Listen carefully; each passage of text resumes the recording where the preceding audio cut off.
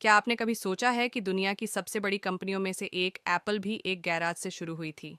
आज हम बात करेंगे कि कैसे कमियां भी सफलता का कारण बन सकती हैं। वाह, यह एक दिलचस्प नज़रिया है। मुझे याद है, स्टीव जॉब्स ने कहा था कि उनकी असफलताएं ही उनकी सबसे बड़ी सीख बनी। बिल्कुल। और इसी विषय पर आज हम एक कहानी साझा करेंगे, दो मटकों की कहानी। एक पूर्ण और एक अपूर्ण।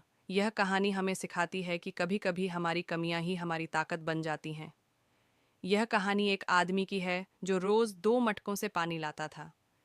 एक मटका बिल्कुल सही था, लेकिन दूसरा फटा हुआ था। और जानते हैं क्या होता था?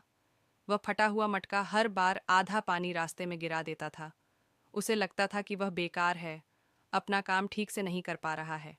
हाँ, जब मालिक ने बताया कि उसने जानबूझकर रास्ते में फूलों के बीज बोए थे और फटे मटके से गिरने वाला पानी उन बीजों को सींच रहा था। ये कितनी गहरी बात है।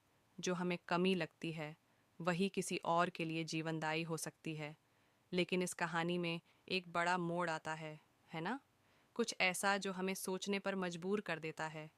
यह मुझे जापानी कला किंतसुगी की याद दिलाता है। क्या आप जानती हैं इसके बारे में? हाँ, किंतसुगी में टूटे हुए बर्तनों को सोने से जोड़ा जाता है। यह दर्शाता है कि टूटन या कमी को छिपाना नहीं चाहिए, बल्कि उसे सुंदरता से स्वीकार करना चाहिए। ये बिल्कुल वैसा ही है जैसे वह फटा मटका, जो पहले एक कमी लग रही थी, वही अब फूलों के लिए वरदान बन गई। और इसलिए कहा जाता है कि अधूरेपन में भी सुंदरता होती है। हमें बस अपनी कमियों को सही नज़रिए से देखना सीखना है। हाँ, और साथ ही यह भी कि हर चीज़ का अपना महत्व होता है। जैसे प्रकृति में कोई भी चीज़ बेकार नहीं होती, वैसे ही हमारी कथित कमियां भी किसी न किसी तरह से उपयोगी हो सकती हैं।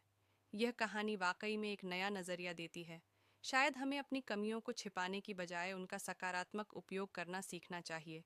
बिल्कुल। और इसी सोच के साथ आज की कहानी यहीं समाप्त होती है। याद रखिए, जैसे उस फटे मटके से बहता पानी फूलों को जीवन दे रहा था, वैसे ही हमारी कमियां भी किसी न किसी तरह से दुनिया को बेहतर बना सकती हैं।